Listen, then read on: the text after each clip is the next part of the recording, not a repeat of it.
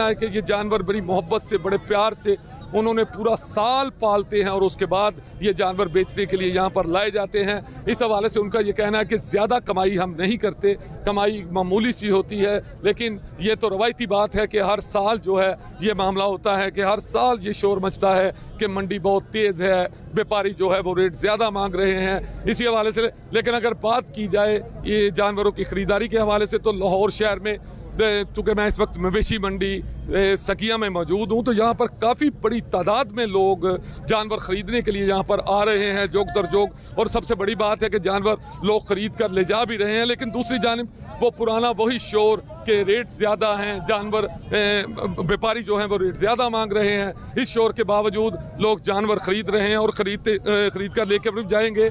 मैं चूँकि मंडी के वस्त में मौजूद हूँ, तो यहाँ पर मैंने देखा कि इंतज़ामिया की तरफ से भी बहुत अच्छी काम किए गए हैं, जनरेटर चलाए गए हैं। इसी हवाले से इंतज़ामिया की तरफ से यहाँ पर पुलिस की नफरी लगाई गई है ताकि आने वाले व्यापारियों की जो उनके पास पैसे हैं, यहाँ पर जेब कतरों से होशियार रहने के लिए जगह जगह पर बोर्ड लगाए गए हैं। और यहाँ पर इंतज़ामिया के जो 2-3 दफ्तर बनाए गए हैं, उनका ये कहना है कि दूर दराज से आने वाले व्यापारियों को सहूलतें देने के लिए ये दफ्तर बनाए गए हैं। किसी किस्म की कोई शिकायत हो तो वो फौरी तौर पर व्यापारी हो या ग्राहक वो यहाँ दफ्तर में रब्ता कर सकता है। लेकिन ईद को अब 2 दिन बाकी रह गए हैं, तो इसी हवाले से मंडी काफ़ी है, मंडी में रश भी काफ़ी ज़्यादा है। लोग जो हैं वो जोग दर जोग कुर्बानी के जानवर मलिक मुश्ताक हमारे साथ ही मौजूद रहिएगा। लाहौर के बाद रुक कर लेते हैं रावलपिंडी का, जहां पर हमारे साथ मौजूद हैं नुमाइंदा 7 न्यूज़ उस्मान मुगल।